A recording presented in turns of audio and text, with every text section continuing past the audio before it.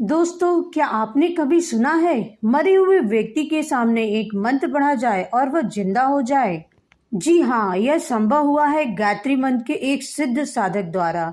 इस सत्य घटना को सुनने के लिए चैनल को अभी सब्सक्राइब करें और वीडियो को अंत तक अवश्य देखें। अब सुनते हैं पूरी घटना।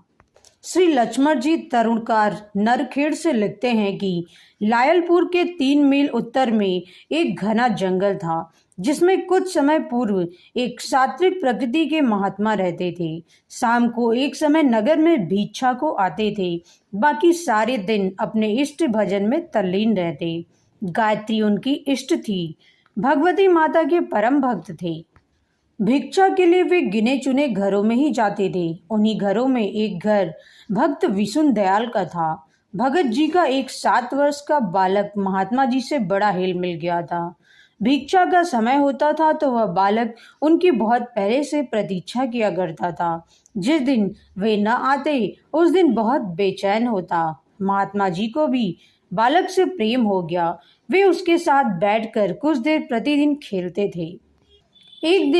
एक दिन बच्चा बीमार पड़ा। 1 हफ्ते की बीमारी में बालक की मृत्यु हो गई।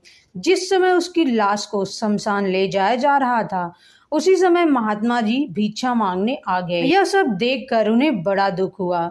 शमशान तक वे भी साथ गए।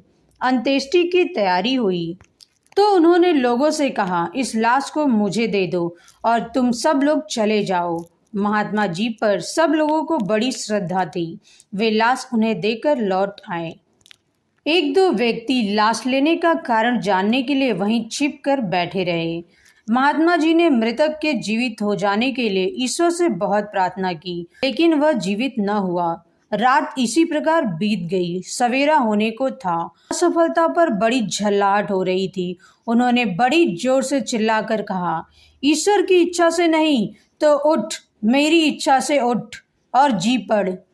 बालक ने करवट बदली और वह सचमुच जी उठा। एक दिन अपनी कुटी पर रखकर दूसरे दिन उस बालक को उसके पिता को सौंप आए। मरे हुए को जिंदा करने के चमत्कार का यश दूर दूर तक फैल गया। अब उनकी कुटी पर भीड़ लगी रहती थी।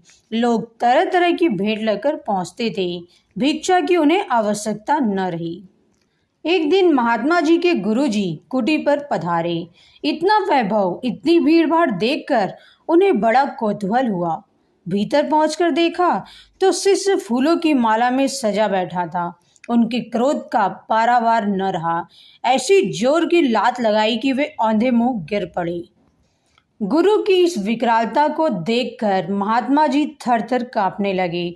गुरु ने एक दर्पण झोले में से निकाल कर दिया और कहा, इसमें अपना मुंह तो देखो। उन्होंने मुंह देखा तो वह काला हो रहा था।